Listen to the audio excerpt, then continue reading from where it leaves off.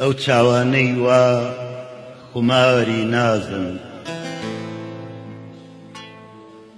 ئەو چاوانەی وا خوماری نازن، بە ئیمانم لێ دەخوازن.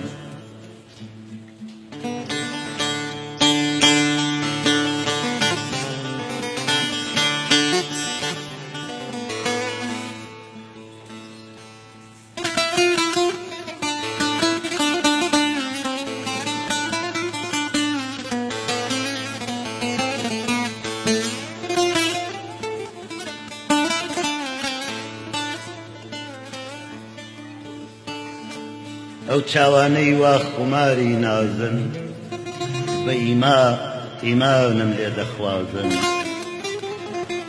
هاتە دەروەک ڕۆژ شای شەکەر لێوان، غەمزەکە و ڕەمزەی تورکی پێشتازن. دەستی هێنا دەرپێی لە سەمادا، چاومەستی چاوبەستن یا سیحربازن. زۆرەی یەغما کرد مشتەری کێشا، خرنگەی خرپاڵ زرنگەی بازن.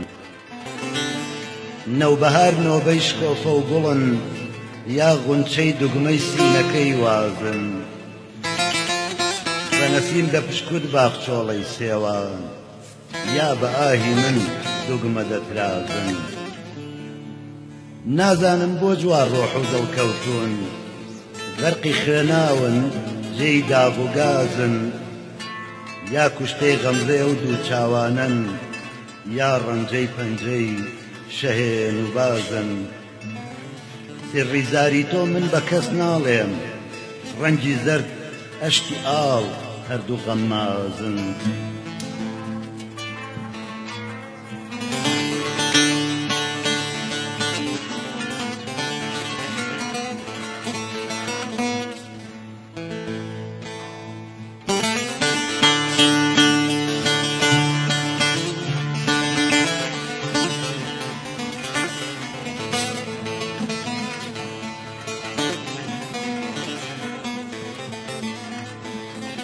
ئەوانەی عاشقن بە چاوزارت، تا ئەبەد سەرخۆش مەحرەمی ڕاز.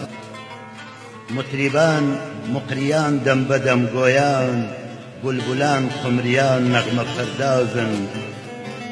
دڵ دەناڵێنێ ڕۆح لە شیوەندا، قودسیان ئینسیان چەند خۆش ئاوازن. دەنگی من سەوتی تۆ بۆ بەزمی خوسرە و چەنگ و نەی عود و دەف تار و شەهنازن. ئەمن و تۆین بۆ ڕوخ و گەنجی پەنهانی، تەلیسم و تەوق و گڵگرن و بازن. کەمەندی ئاسکان هاتوچۆی بازان، هەموو بۆ خاتر چاوەکەی بازن.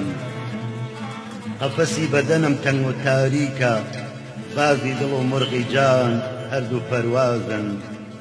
وەفایی ناژی بە تاری زوڵفت، سەر تاپای ئازای مارانگازن.